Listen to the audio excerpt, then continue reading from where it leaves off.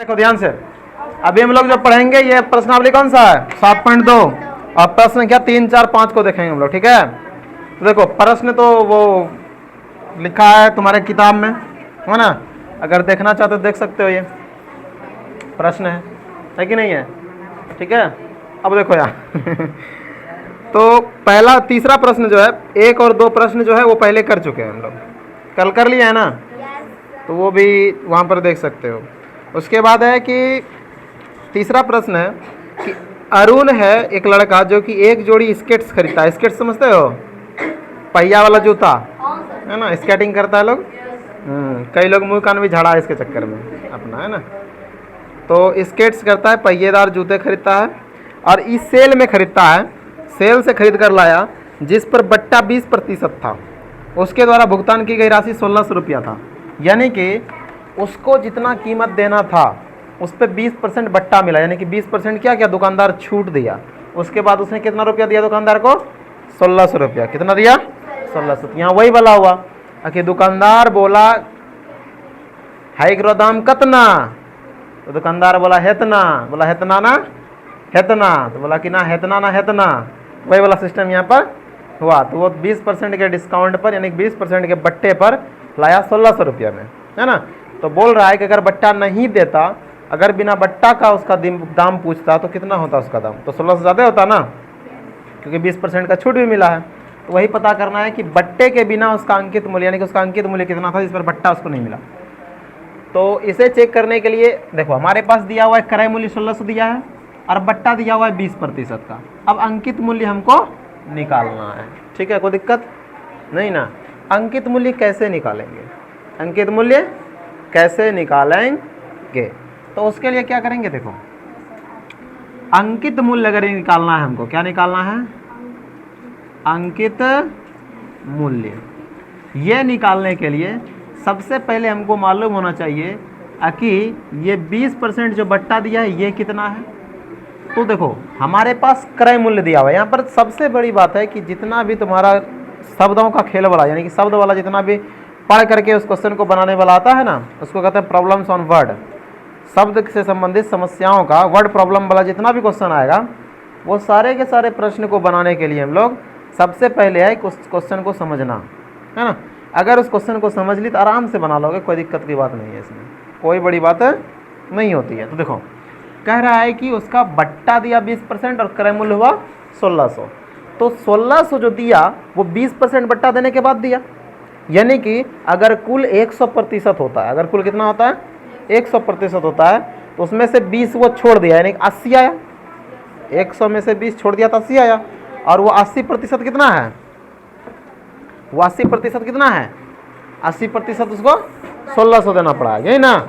यानी कि हम कह सकते हैं कि 80% का जो मूल्य है वो 1600 रुपया है, क्योंकि 100% में से 20% उसको बट्टा दे दिया वो। यानी कि 20% बट्टा का मतलब क्या है कि 100 में 20 को हटा देना, 100 में से 20 को हटा देना। तो 100 में से 20 को हटा देंगे, कितना बचा? 80। यानी कि उसने जो बट्टा दिया वो कितना दिया? 80 दिया। कितना दिया? 80 दिया। समझ में आ गई ये बात है ना। चलो अब यहाँ से आगे बढ़ते हैं। तो हम कहेंगे अंकित मूल्य हमको निकालना है, तो सबसे पहले कहेंगे कि कुल किसका, ये कौन सी था इसका? स्केटरिंग का था, क्या था नाम? स्केट्स, है ना। तो हम बोलेंगे स्केट्स का, स्केट्स का अंकित मूल्य, क्या बोलेंगे? अंकित मूल्य किसमें? प्रतिशत में। किसमें? तो अंकित मूल्य जो प्रतिशत में वो कितना होगा? 100% होगा, क्योंकि मान लो कि वो स्केट्स था, मान लो ऐसा स्केट्स था, इसमें 2 पहिया लगा हुआ था, अरे 3 2 वाला सब मिलता है, और ये उसका स्केट्स है, ठीक है। इसके ऊपर पैर रखेगा और पैर रख करके ऐसे ग्रिंग ग्रिंग करके, है ना। हाँ जूता वाला। तो इसमें पहिया लगा हुआ है। अब इसका कीमत दुकानदार बोला 100 रुपया, क्या बोला? 100 रुपया। तो बोला कि कम कुछ नहीं कीजिएगा। दुकानदार बोला ठीक है 20% आप कम दे दीजिए। कितना कम दे दीजिए? 20% कम दीजिए, यानी कि 20% क्या कर दीजिए? कम दीजिए। तो 100 रुपये का सामान कितने में खरीदा? 80 में, यानी कि इसका जो प्राइस था लेवल इसमें चिपकाया हुआ अंकित मूल्य जो था वो 100% था, उसमें से 20% को क्या मिला, छूट। क्या मिला, छूट मिला। तो बोलेंगे छूट के बाद यानी कि 20% बट्टा के बाद, बट्टा के बाद अंकित मूल्य, अंकित मूल्य सॉरी 20% बट्टा के बाद खरीदा ना है वो, तो क्रय मूल्य हो जाएगा इसका। तो 100% में से 20% को क्या करेंगे, घटा देंगे। बराबर में कितना आया, इधर करते हैं, अगला क्वेश्चन बनने में उधर सहूलियत होगा। बराबर में कितना प्रतिशत हुआ, यहाँ लिखना पड़ेगा 100% माइनस 20% बराबर कितना आया, 80%। यानी कि वो जो खरीदा उसको कितने में खरीदा, 80% में। यही 80% 1600 रुपया है कि नहीं है कि नहीं है, ठीक है। अब यहाँ पर बोलेंगे, यहाँ पर लिख लेंगे माना कि किसका, स्केट्स का, किसका, स्केट्स का अंकित मूल्य। कौन सा मूल्य, अंकित मूल्य। अब मानना पड़ेगा ना कुछ, x मान लिए। क्या मान लिए, x मान लिए। अब बोलेंगे प्रश्नानुसार, प्रश्नानुसार अंकित मूल्य x था ना, तो x पे दिया हमको कितना, 20% का डिस्काउंट, यानी कि 80% पे बेचा। वो कितने में बेचा, 1600 में बेचा। 80% यानी कि 20% छूट देने के बाद कितने में बेचा, आगे बैठो तक, कितने में बेचा, 1600 में। अब देखो यहाँ से प्रतिशत हटाएंगे तो नीचे क्या आएगा, 100, 10 खत्म।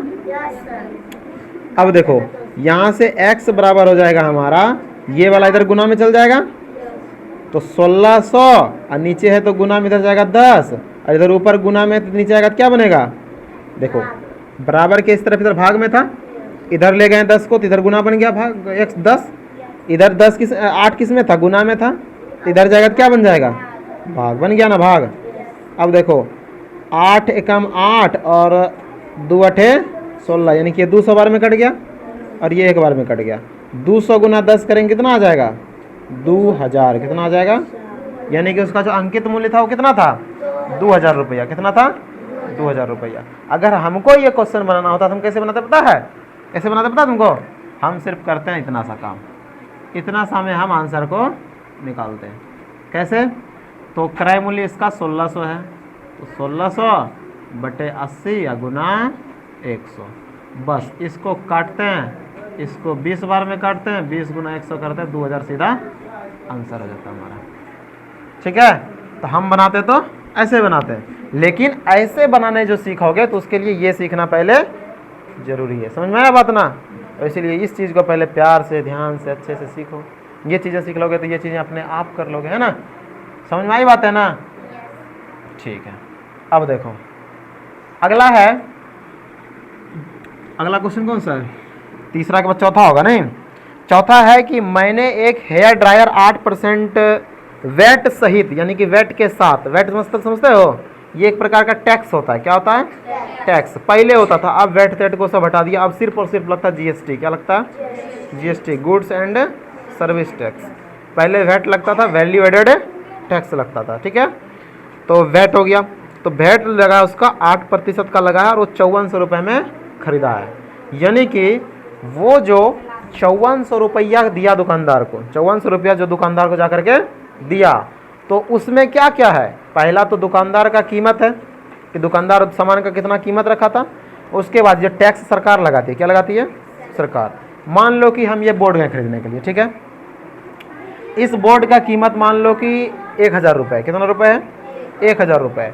दुकानदार इसको बनाया, जैसे कि मान लो कि ये बनाने वाला कोई कंपनी था, उसने इसको बनाया, तो सरकार कहती है कि तुम अगर कुछ चीज़ें बना रहे हो, बना करके उसे बेच रहे हो, तो वो सामान वस्तु है। क्या है वो, वस्तु है।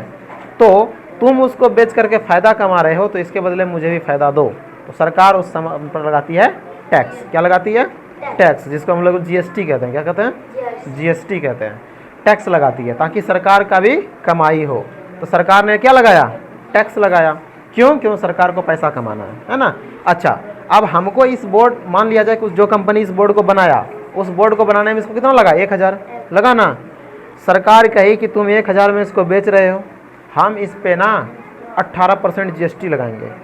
1000 का 18% GST निकालोगे तो वो निकलेगा 180 रुपये। कितना निकलेगा? 180।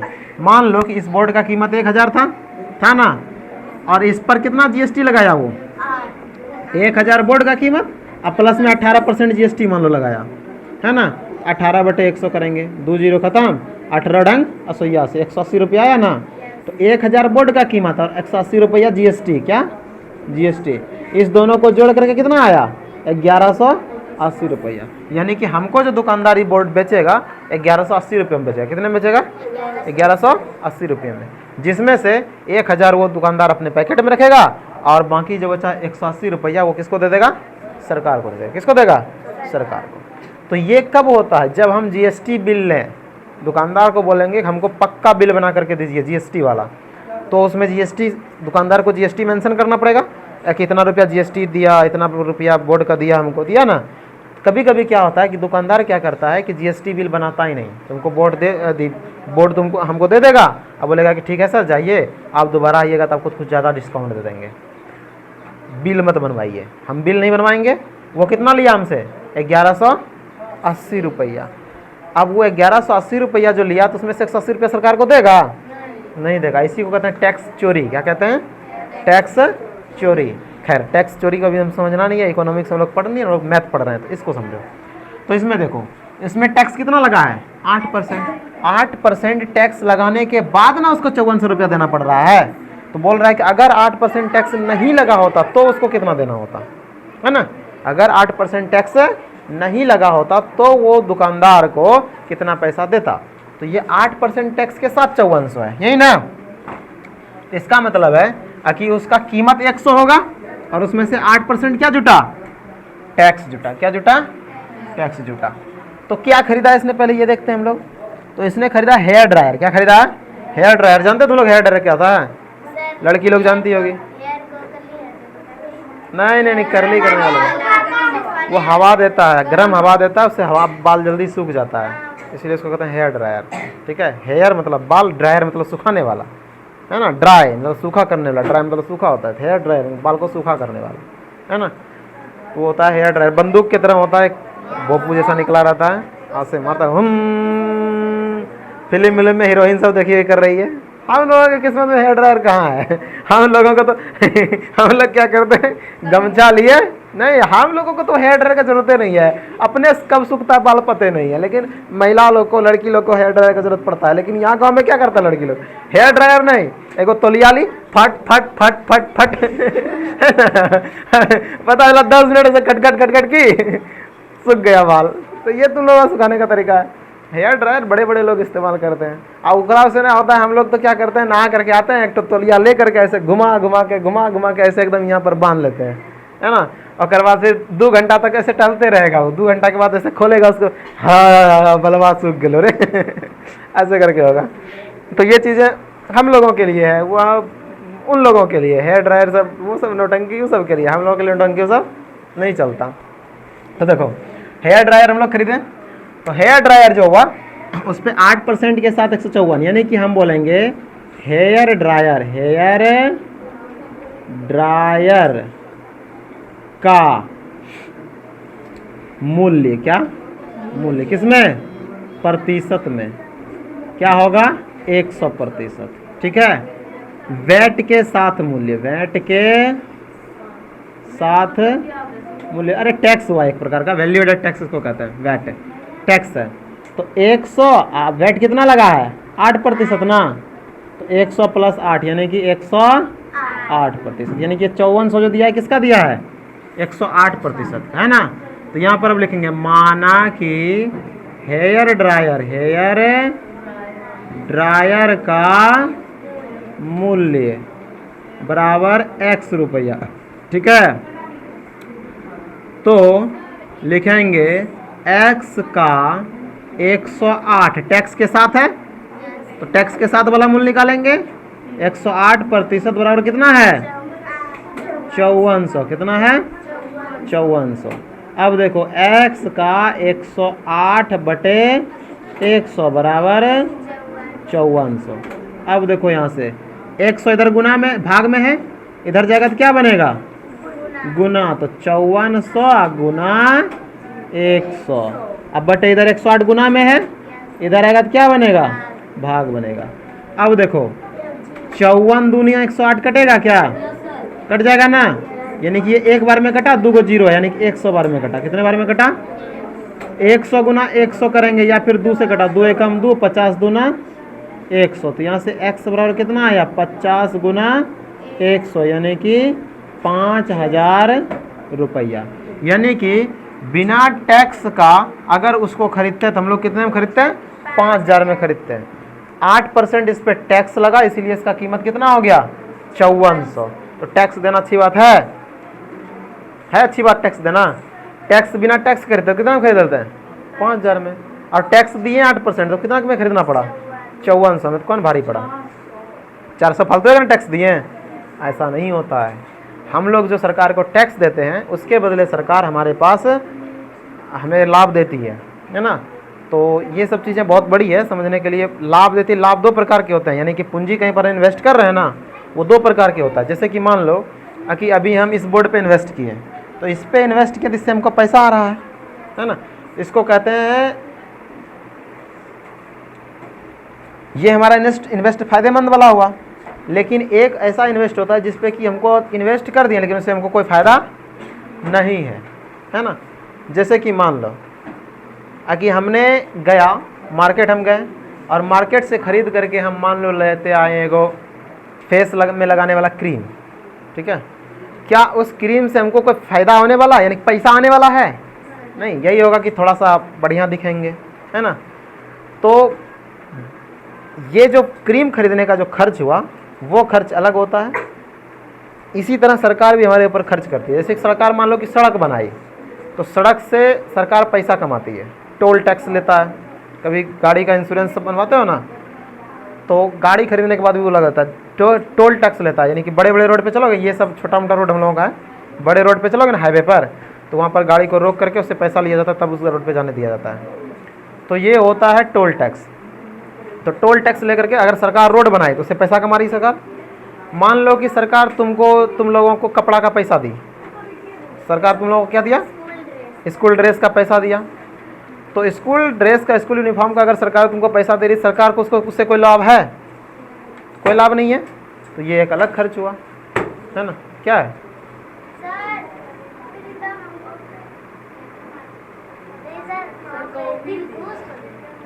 ठीक है, एनी प्रॉब्लम। तुम लोग आते ही शुरू मत क्या करो,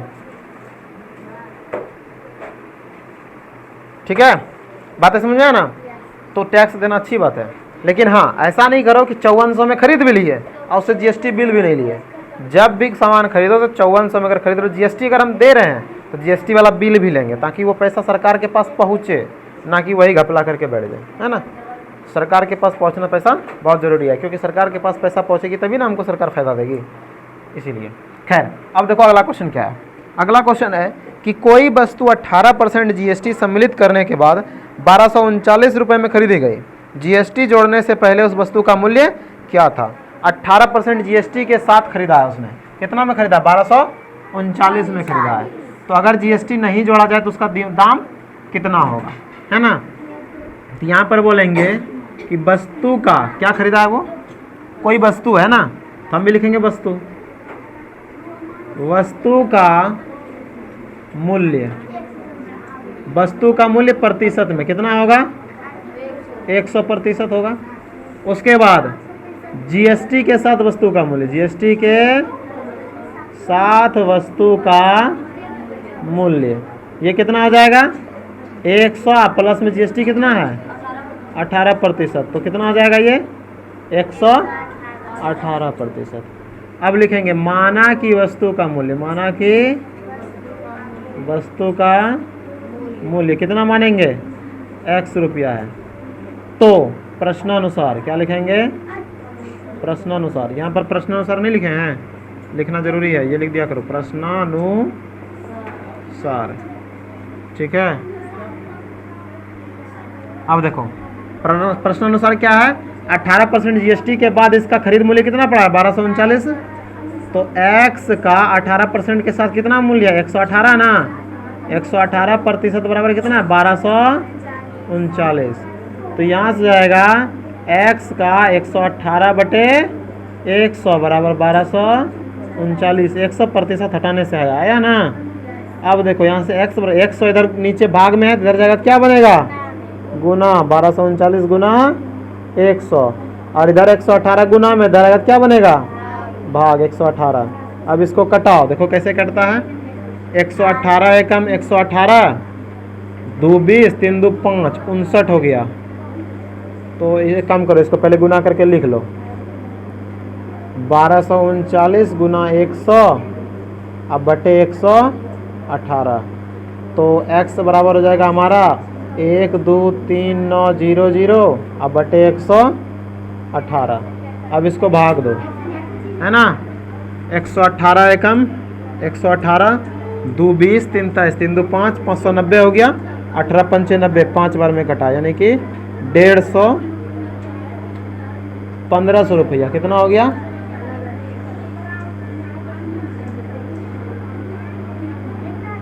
1500 रुपया। 1500 बार में कटेगा ना, देखो तो 1500, ठीक है 1500 बार में कटेगा ना, चेक कर लेते हैं एक बार। अरे कटेगा ही, 12 3 2 5, 590 5 18 95, ठीक है ठीक है, कोई दिक्कत नहीं है, इतना में ही कटेगा 1239,000, ठीक है।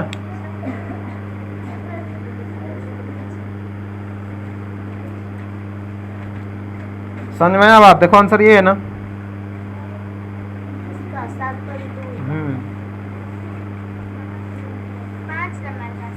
हाँ 5 नंबर का कितना है आंसर। तुमको भी लग रहा है इसमें कुछ गलत है। 10 है ना, 1050 है ना, तब वही तुमको भी लगा।